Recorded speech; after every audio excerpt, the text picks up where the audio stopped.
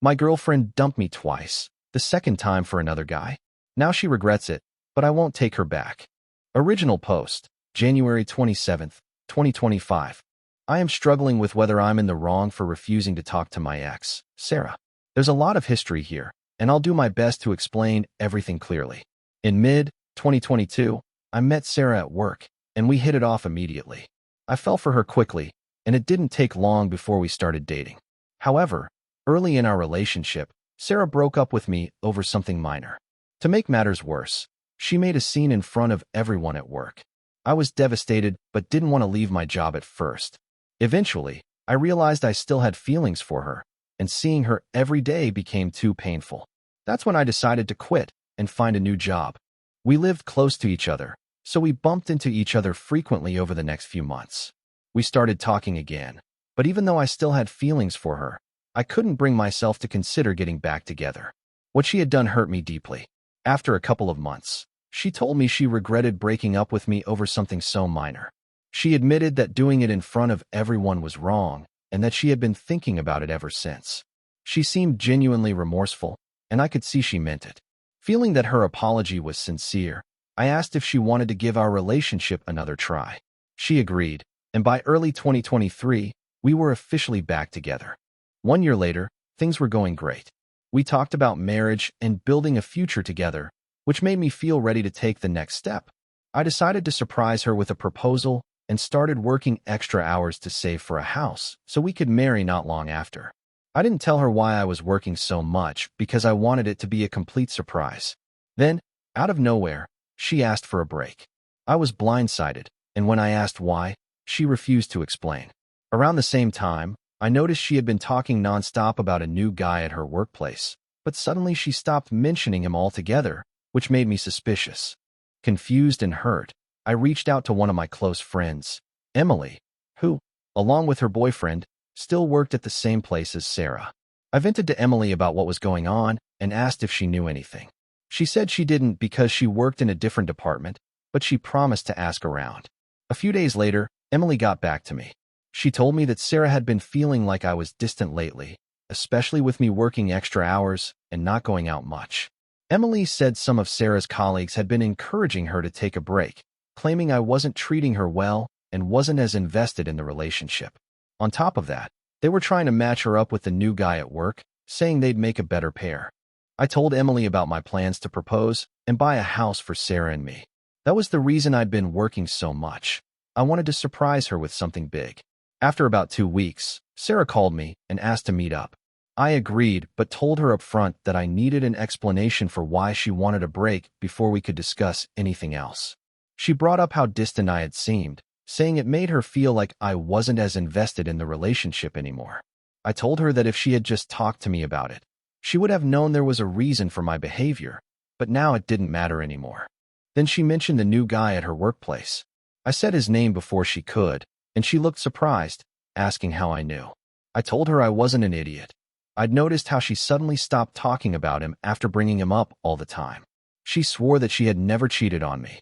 I replied that looking for someone better at the first sign of trouble could be considered cheating by some.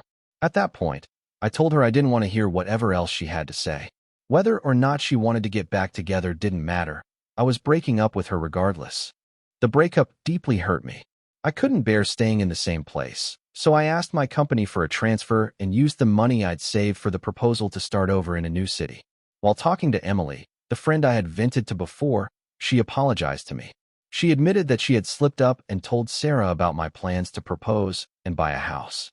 Emily said Sarah broke down crying after hearing that. I appreciated Emily's honesty, but it didn't change what had happened. By mid-December last year, I returned to my hometown to spend Christmas and New Year's with my family. Some friends wanted to organize a party to get everyone together since many of us, myself included, had moved away and were only visiting for the holidays. Sarah was invited too. We barely interacted that night, just a quick hi in passing. At one point, I glanced at her and saw her smiling while chatting with a group of women. That smile brought back so many memories.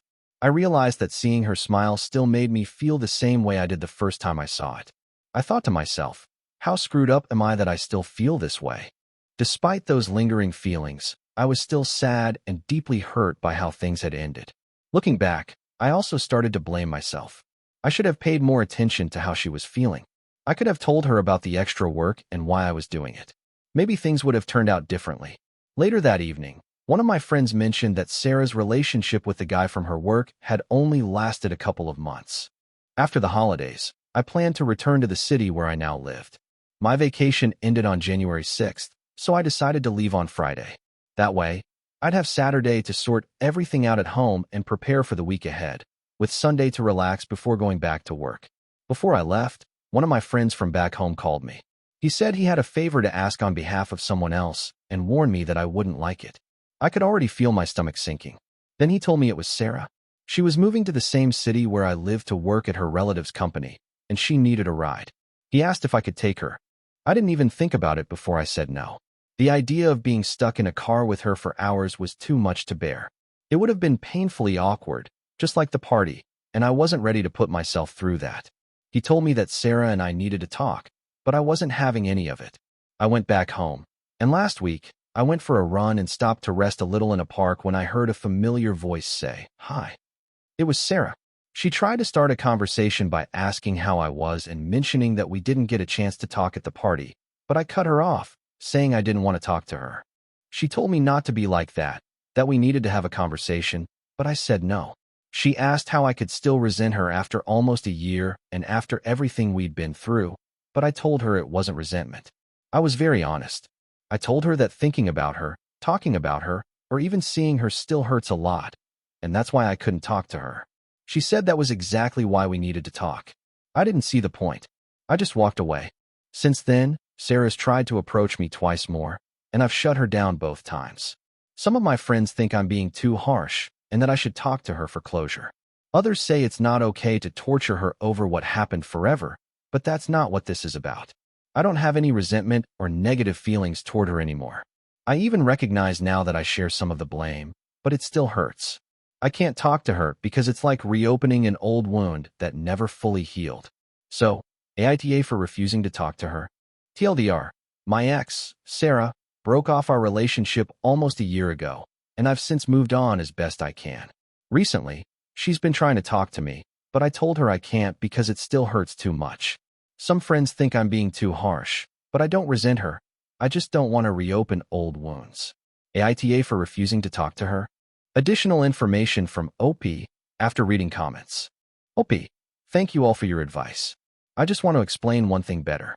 My friends are not calling me or messaging me saying that I should talk to her. That's just the opinion of some of them when the subject was brought up. Relevant comments. Commenter 1. I don't think you're an AH, but I do think you resent her more than you are willing to admit and haven't actually worked through it internally yet. OP, you might be right. Sometimes I think I'm totally over it, but then I realize it still haunts me. Commenter 2. Some people might say you need closure, but it seems like you've already processed a lot of the situation, and talking to her could just bring up more pain. You don't owe her anything, especially when it's affecting your well-being. You've already made it clear how you feel, and you're setting boundaries, which is important for healing. OP, that's what I think, but I don't know. Sometimes I'm not sure. Commenter 3. Moving to your city, wanting a ride there where you're trapped in the car with her for hours, ignoring your rejections, and being persistent. Those are not the actions of someone who wants closure to move on. That's someone trying to wiggle their way back into your good graces. OP, good point. Commenter 4. Once was a mistake, twice was a lesson, and a third time is you being stupid. That's like watching the same movie but expecting a different ending. Don't do it to yourself. OP, there won't be a third time. I was already sure about not going back to her, and you guys' comments are helping me make up my mind about not talking to her. Update, February 2nd, 2025, 6 days later. Hey everyone, I wanted to give an update and thank you all for your input. I took the time to read through every comment, and while I didn't respond to all of them, it was only because I didn't have anything to add. I'm truly grateful for everyone who shared their thoughts. It has been incredibly helpful. After reading everything and thinking it through, I've decided to stick to my decision not to talk to Sarah. Something I forgot to mention in my original post, though I did tell a few commenters, is that I blocked her everywhere after we broke up the second time. Over the last few days, it seems like her persistence has started to backfire. Some of our mutual friends, including the ones who initially told me I should talk to her, have become frustrated with her constant attempts to contact me. Apparently, they've started turning on her because of it. 3 days ago, Emily, the friend I vented to back then, made a post on social media about stalkers. She didn't name Sarah, but a lot of people picked up on what she meant. I've also seen several comments on my original post suggesting that Sarah might have been stalking me. Her job in the same city and her coincidental appearance at the park all line up with that theory. For what it's worth, I know her uncle owns a company here, so maybe that is really why she moved. But honestly, it's not my problem, and I'm not going to look into it. Things have been quieter. Friends have dropped the subject, and Sarah hasn't tried to reach out again. That is, until yesterday. I watched the UFC event with some coworkers. When it ended, I was heading to my car when my phone rang. It was one of our mutual friends calling. She said she had been talking to Sarah and asked if she could pass along a message. I sighed but told her to make it quick. The message was simple. Sarah said she understands why I don't want to talk to her. She promised she wouldn't try to reach out again, but added that she still thinks we need to talk. She said the door is open if I ever want to. I told my friend I didn't have a message to pass back and asked her not to bring up Sarah again in our conversations. If what Sarah said is true, it's a relief, but I'm not holding my breath. I wouldn't be surprised if she tries something else. Maybe she thinks giving me space will make me go to her, but it won't. That chapter of my life is closed. Right now, I just want to focus on myself. I probably won't be dating anyone anytime soon. If there is one thing I've learned, it's that I need to get to know people better before jumping into a relationship. I've also been thinking about how loosely I use the word friend. That is another part of my life I need to rethink. Some of the people I have called friends have proven they don't have my best interests at heart. A few people suggested therapy in the comments, and I'll admit it is something I've been considering. For now, I'm giving myself time to heal on my own, but if I still don't feel right after a while, I will look into it. Thanks again to everyone who took the time to comment. Your advice has been a huge help in sorting all this out. Relevant comments. Commenter 1. Good for you for sticking to your boundaries. It sounds like you're taking positive steps for yourself. OP.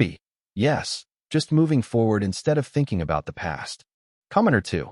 It sounds like you are doing well and moving on. Keep focusing on yourself and enjoying what you have. If you feel you need counseling, do it when you are ready. Good luck. OP. I think now people around me understand my situation and what I truly need. That will help a lot. Commenter 3. This is exactly why monkey branching is a terrible dating practice. It's cheating with extra steps. That's why she keeps pushing. She knows what she did, just like she knows what she lost. Yet ironically, she's too naive to understand that even if you all got back together, you don't look at her the same. That's totally understandable. Opie, you're right. It would not be the same. Commenter 4. Good for you holding to your boundaries. The moment she wasn't getting the amount of attention she wanted, she sought out a coworker to monkey branch to. It was cheating. She wasn't remorseful, as she began a relationship with that guy. All she wants now is to act like she didn't cheat on you and rekindle your relationship. She's already proven that she will cheat with whoever shows her attention. That's not someone to be in a relationship with. Have you not dated since the breakup? Personally, that helped me get over my ex-wife who cheated. It's been a year. There's someone special out there for you. Not every woman is like your ex. Good luck. OP. I've dated other women since the breakup, just nothing serious. Story 2. My family and I were excluded from our longtime friend's annual trip because my son is autistic. What should I do? Original post. 5 years ago, my childhood best friend invited me, my wife, and our son on a week-long trip to California with his family and 3 of his college/work friends and their families. I'd met them before, and we all got on well enough, so I agreed to it. They knew that my son was autistic before they invited us, and were fine with it, apparently. The first year we went, my son had a really hard time adjusting but got better as time went on, although he did have a few meltdowns. But everyone acted like it was fine, that they understood, and continued to invite us on the trip. Things usually went like that. Earlier this week, my friends said that they wanted to discuss the trip, and I, too, wanted to discuss the trip because of some concerns I had, mainly one of my friend's teenage daughter who was extremely rude to my son. So I agreed, and when I got there, things were really awkward. No one really said anything, and finally, one of the guys just said that they and their families had decided that it would probably be best if we, my family, didn't go on the trip this year. I was completely blindsided and, of course, asked why. None of them would come right out and say it directly, but they slightly indicated it was because of my son. They said that this year, since it was vacation, they wanted to be able to truly relax, and for the past few years, they haven't been able to. They also said that this year they really wanted some adult time, since they haven't had any the last few years. Whenever my wife and I went out, our son would have to come too because no one would stay with him, and quite frankly, I didn't trust any of the other kids to stay with him. He had a meltdown once at a restaurant. Their final reason was that some of their kids were uncomfortable. We rent a big house out there, and they felt unsafe staying in the house because of one instance where my son did get a little out of hand one time out of the 4 years. So I did understand that part a bit. Like I said, they never came right out and said it was because of my son, but I knew, and it really hurt. This trip is the only time my wife and I ever get away, and they knew that. I think it's pretty sad that a group of adults can't see past a few inconveniences and annoyances from a child who can't help it for a few days. But I know it's a little different for me because I deal with it all of the time. Overall, I'm just angry, hurt, and confused, as is my wife, by all of this because they are supposed to be my friends, and I thought they understood everything. I feel like I'm ready to cut ties with all of them and not look back, but my wife thinks that I should tell them all how I truly felt about the situation so that they won't just think it's okay to do that to anyone. I don't really know what I'm asking. Whether I'm overreacting, I truly don't think I am, or whether I should just end the friendship now or talk to them first. TLDR, friends excluded me and my family from our annual trip because my son has autism. I just want to cut them off and be done with it, but my wife thinks I should talk to them and tell them just how unacceptable that is. Top comment. You have every right to feel hurt because we can't control the hands we're dealt. However, I'm inclined to say that your friends do have a valid point. An autistic child is a lot to deal with, and not everyone is able to do it. Your point of view is people should accept him because he can't help it, because he's your child and you're used to it. Imagine it from the other point of view. They see it as a child who can randomly go off at any moment. Whether he can help it or not, it doesn't matter if it's caused by a disease or just a hyperactive child. They see the potential meltdowns as uncomfortable and awkward. Pretend it wasn't your child. Pretend one of your friend's children has ADHD. His family wants to go on vacation because they're used to it and have learned to tune down his yelling. Would you want to go out with him constantly yelling and making people uncomfortable? Could your friends have been more straightforward in their approach? Yes. At the end of the day, they did a cost-benefit analysis and figured it was better to have peace of mind for their kids and them and decided to cut you. I recommend planning a vacation with your son. There's no reason why you all can't have a great time as a family somewhere. Update. After thinking hard about it, I decided that I would talk to my friends about everything that happened. We decided to meet again and talk it out. They said that they understood why I was hurt, but weren't even planning on budging in any way. There was no hesitation this time, and one of them, the one with the rude daughter, told me straight out that being around my son was way too stressful and risky, and that this year they refused to constantly walk on eggshells and put their kids at risk for my family's sake.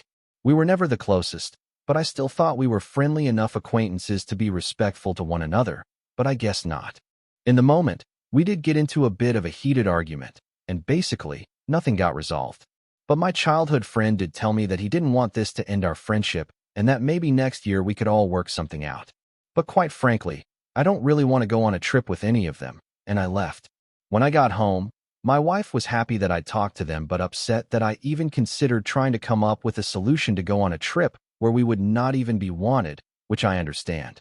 As far as my friendship with those guys, I'm not sure where it stands, and if we don't talk in the future, it won't bother me too badly, since they feel the way they do. I know that a lot of people disagree with me, but if you can't accept my child, then you can't accept me, especially when he's so dependent on me. I am a little disappointed because I thought we were all friends, but maybe it's for the best. TLDR, I talked to my friends, and things didn't go well, but that may be for the best. Top comments. Comment 1. Everyone in your last post said this is how they probably felt and have a right to feel, almost to the letter. They feel like they have to walk on eggshells. Do you think they should be made to feel like that on their vacation? You feel like they're rejecting your family, and you have a right to feel that way, but it seems like you still haven't looked at the other side of the coin. Comment 2. Your friends don't owe you a vacation. You're demonizing them as if they don't like you or your kid, and you feel that they should accept your son without reservations because his misbehavior is part of his disability. Vacations are not supposed to be stressful, and your son adds stress to their vacation. They are in no way obligated to deal with that. You are, because he is your kid. And guess what? They tried for 4 years to accept the situation and see it from your end. What have you tried?